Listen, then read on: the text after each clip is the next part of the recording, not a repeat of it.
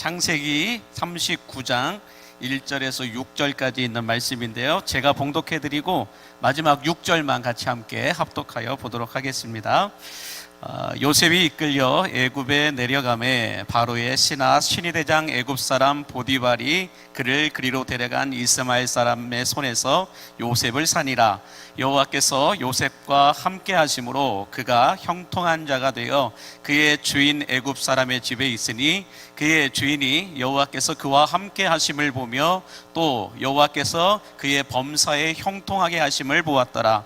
요셉이 그의 주인에게 은혜를 입어 섬김에 그가 요셉을 가정총무로 삼고 자기 소유를 다 그의 손에 위탁하니 그가 요셉에게서 자기의 집과 그의 모든 소유물을 주관하게 한 때부터 여호와께서 요셉을 위하여 그 애굽 사람의 집에 복을 내리심으로 여호와의 복이 그의 집과 밭에 있는 모든 소유에 미친지라. 주인이 그의 소유를 다 요셉의 손에 위탁하고 자기가 먹는 음식 외에는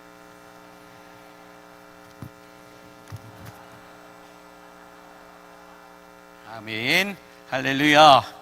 예, 우리 하나님께 다시 한 번 더 영광의 박수를 올려드리겠습니다. 감사합니다. 오늘 이 꿈꾸는 사람 요셉이라고 하는 뮤지컬을 보면서 몇 년 전에 우리나라 최고의 아이돌 그룹이었던 이 방탄소년단이라고 하는 BTS의 삶을 이 다큐로 소개하는 영상을 보았던 적이 있는데 그때 영상이 잠깐 기억이 났어요. 이 BTS라고 하는 아이들이 어떤 애들이냐, 바로 여기 보시면은 영국 웸블리에서 공연을 하기도 하고 전 세계에서 가장 많은 또 팬들을 데리고 있는 그런 그룹 중에 하나인데요. 저 옆에 있는 지금 우리는 잠실 주경기장 같은 곳이 영국에 있는 웸블리 경기장인데 거기에서 공연을 할 정도로 거기는 마이클 잭슨이나 어떤 이런 세계적인 가수들 외에는 갈 수가 없는 그런 공연장인데 거기에서 이 아이들이 공연을 했는데요. 중요한 건 뭐냐면 이 BTS가 1부 공연을 하고 난 다음에 이 2부 공연을 위해서 잠시 쉬러 라커룸에 가야 되는데 이 라커룸에 이 BTS 그룹들이 들어가자마자 그냥 다 쓰러져 버리는 거예요. 쓰러지자마자 스태프진들이 달라들어가지고 이 BTS 멤버들의 옷을 다 풀어주면서 바로 산소호흡기를 그들의 코에 대더라고요. 죽기 직전까지 얘들이 이 공연을 한 거예요. 그렇게 산소호흡기를 딱 대고 난 다음에 또 잠깐 회복이 되고 다시 또 옷을 갈아입고 2부 공연을 위해서 나가는 이런 모습을 제가 다큐멘터리를 통해서 봤습니다. 제가 그걸 보면서 도전이 되고 은혜가 되더라고요. 그러면서 제 안에 들었던 마음이 뭐냐면 나는 과연 저렇게 하나님을 예배할 수 있을까? 나는 과연 저 BTS 아이들처럼 저렇게 찬송할 수 있을까? 이런 생각을 가져보게 되면서 하나님을 예배하는 성도들이 BTS만큼만이라도 하나님을 찬송하며 예배할 수 있다고 한다면 아마 세상을 뒤집어 볼 수도 있겠다 라고 하는 생각을 가져보게 됐는데 오늘 우리 뮤지컬계의 BTS라고 하는 이 뜨거운 공연을 보여준 우리 극단 기꺼이 팀과 또 우리 금방 보았던 우리 아이노스 중창단도 여러분들 소름이 돋을 정도로 너무나도 귀한 찬양을 불러주셨고 또 우리가 이 예배가 시작되기 전에 함께 우리 1+1 찬양팀들 또 계속해서 찬양팀들이 이어갈 텐데 이 극단 기꺼이 팀도 그리고 아이노스 중창단도 1+1 찬양팀도 정말로 이 BTS 아이들 못지않게 열정을 다해서 힘을 다해서 찬송해 주셨는데 우리 그들에게 박수 한번 해주시면 감사하겠습니다. 자, 오늘 우리가 이 보았던 본문 말씀에도 이 BTS보다 더 뜨겁게 하나님을 사랑하고 하나님 앞에서의 삶을 살았던 요셉이라고 하는 사람을 소개하고 있었는데요. 나머지는 이미 다 이 뮤지컬을 통해서 요셉의 일대기를 다 우리가 보았기 때문에 이걸 다 제가 설명드릴 필요는 없을 것 같고요. 오늘 이 뮤지컬에서 나오지 않았던 사이드 부분, 나오지 않았던 이 사각지대에 있었던 내용을 잠시 좀 보기를 원하는데 그 내용이 뭐냐면 6절 말씀에 보면 이렇게 말씀합니다. 6절 한번 다시 띄워주실까요? 6절 말씀에 보니까 이렇게 말씀합니다. 시작. 주인이 그의 소유를 다 요셉의 손에 위탁하고 자기가 먹는 음식 외에는 간섭하지 아니하였더라. 요셉은 용모가 빼어나고 아름다웠더라 라고 말씀하는데, 참 이걸 보면은 하나님 앞에서의 삶을 살아가는 사람들은 여러분들 메이크업으로 흉내낼 수 없는 매력적인 멋이 있고 빛이 남을 믿으시기 바랍니다.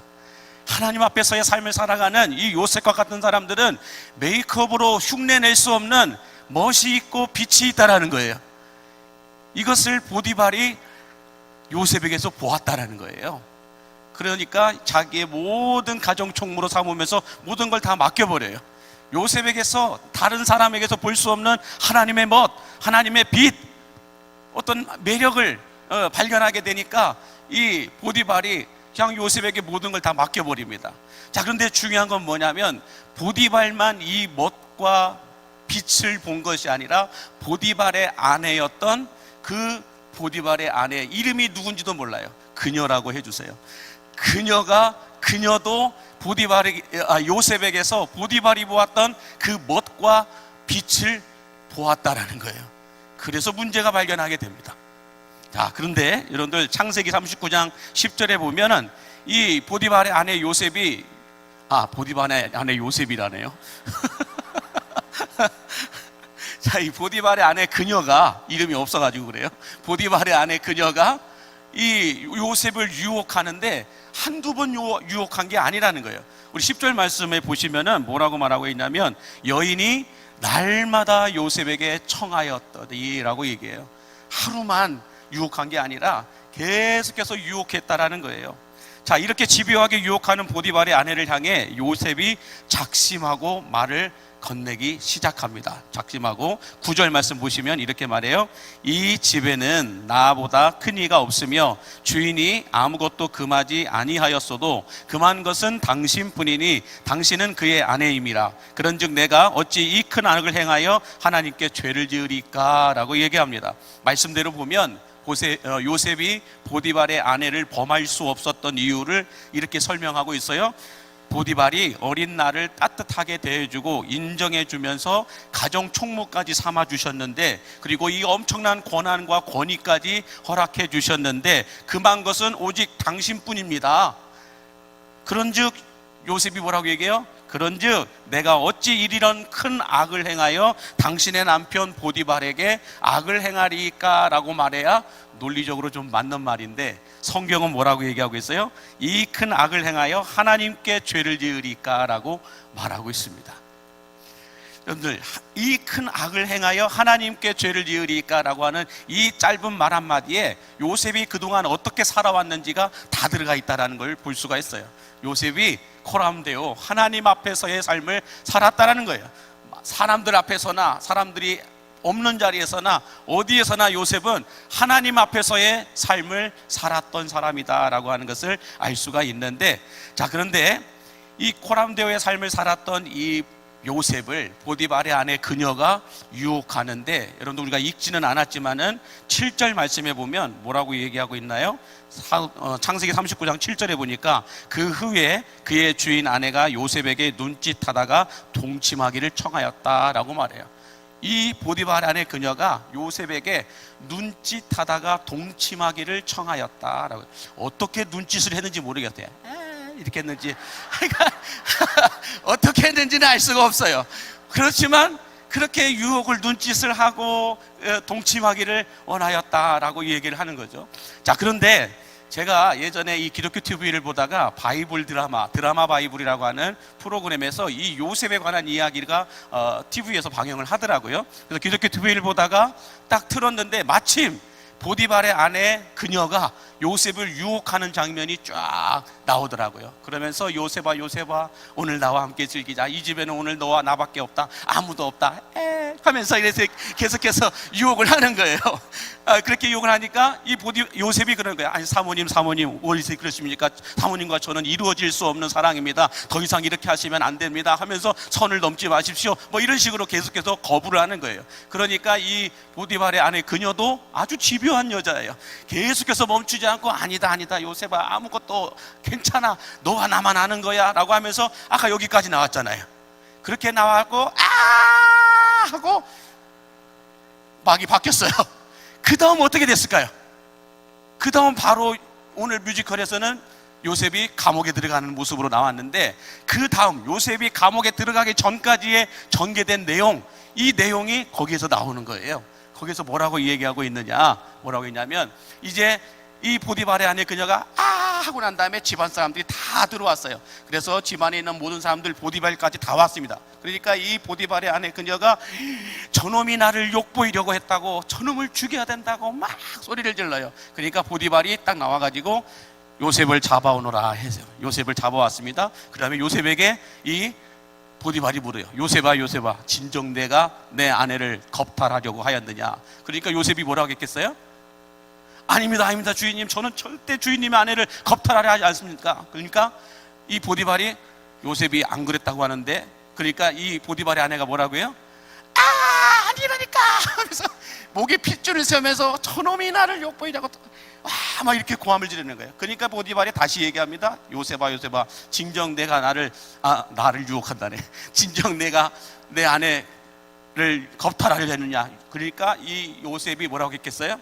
아닙니다 아닙니다 주인님, 주인님의 아내가 나한테 하면서 계속해서 유혹하는 바람에 제가 도망가고 이 자리를 피했을 뿐입니다 라고 이렇게 얘기를 해요. 그러니까 이 보디발의 아내가 거기서 멈추지 못하고 아니라고, 저놈의 노예가 나를 욕보이랬다고, 보라고 저놈의 노예의 옷이 나한테 있지 않느냐고 하면서 이렇게 이야기를 합니다. 그러면서 보디발이 여러분 어떻게 합니까? 그 당시에 노예가 주인의 아내를 겁탈하려고 했으면 사형입니까? 아니면 감옥에 갔습니까? 사형이 맞아요. 근데 성경도 그렇고 그 드라마도 그렇고 오늘 뮤지컬도 그렇고 뭐예요? 감옥에 갑니다. 자, 그러면서 막이 바뀌면서 거기 이 드라마 TV에서는 뭐라고 이게 요셉 보디발과 보디발의 아내 침실이 딱 나와요. 그러면서 이 침실에서 보디발과 그의 아내가 부부 싸움을 합니다. 그러면서 이 보디발의 아내가 보디발을 향하여 당신이 그럴 수 있어? 그 집안 사람들 다 있는 자리에서, 노예들 다 있는 자리에서 나를 그렇게 욕보일 수가 있어? 내가 그렇게 겁탈을 당했다고 얘기하는데 당신은 내 편이 안 들어주고 왜 저 노예 편을 들어주냐고 하면서 막 뭐라고 하는 거예요. 다 뭐라고 하는. 그런데 이 보디발이 했던 이야기가 너무 중요해요. 그 드라마에서 보디발이 이렇게 얘기를 해요. 나는 요셉을 믿는다. 나는 요셉을 믿는다. 요셉이 하나님의 이름으로 말하는 건 다 진실이야. 요셉이 하나님의 이름으로 말하는 건 다 진실이야. 그러면서 확 화면이 바뀌면서 이 요망한 것 네가 꼬셨지 하면서 막 패더라고요. 그래가지고 더 이상 은혜가 되지 않고 제가 TV를 돌렸는데, 여하튼간 여러분들 그 TV를 돌리고 난 다음에 아무리 돌아다녀도 그 말이 내 뇌리 속에서 떠나지 않는 거예요. 나는 요셉을 믿는다. 요셉이 하나님의 이름으로 말하는 건 다 진실이야. 요셉이 하나님의 이름으로 말하는 건 다 진실이야. 이 말이 제가 떠나지 않아요. 그래서 제가 그 뒤로부터 이 말을 내 목회 철학으로 삼아야 되겠다. 목사가 그래도 하나님의 이름으로 말하는 건 다 진실이 되게 하자. 그래도 우리 크리스천이 다른 건 몰라도 하나님의 이름으로 말하는 건 다 진실이 되게 하자. 이게 여러분들 저의 목회 철학이 되어버렸어요. 그래서 여러분들 인간인지라 실수할 수도 있고 실패할 수도 있고 넘어질 수도 있어요. 그렇지만 내가 하나님의 이름으로 말하는 건 다 진실이 되게 하자. 이것이 제가 오늘 여러분들에게 전하고 싶은 메시지입니다. 여러분들도 요셉이 하나님의 이름으로 말하는 건 다 진실이 되게 하였던 것처럼 여러분들 때로는 실수할 수 있죠. 넘어질 수도 있어요. 그렇지만 다른 건 몰라도 우리가 크리스천들이 하나님의 이름으로 말하는 건 다 진실이 되게 하자. 그럴 때라야 기독교 혐오주의 속에 탈기독교주의 시대 속에서 살아가는 우리들에게 그래도 그리스도인들이 그리스도인다워지지 않을까라고 하는 마음을 품으면서요, 오늘 또 여러분들 이번에 이렇게 말씀해 주세요. 당신이 하나님의 이름으로 말하는 건 다 진실이 되어야 합니다. 믿으십니까?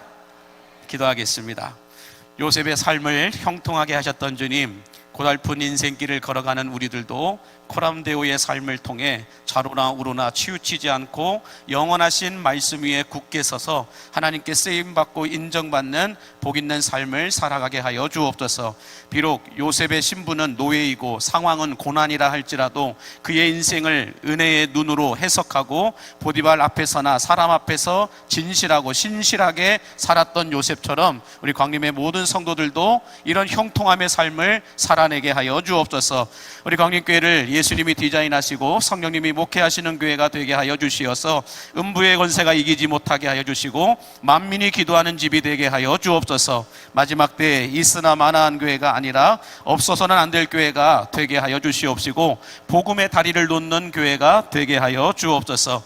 하나님의 역사는 눈물의 기도가 흐르는 방향으로 흐르고 하나님의 능력은 눈물의 기도가 모인 곳에 나타난다라고 하였는데, 광림교회 다음 세대가 다른 세대가 되지 않도록 복음과 성령으로 하나 되고 살아갈 수 있도록 인도하여 주옵소서.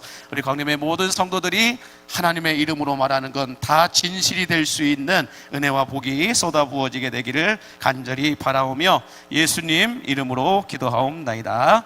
아멘.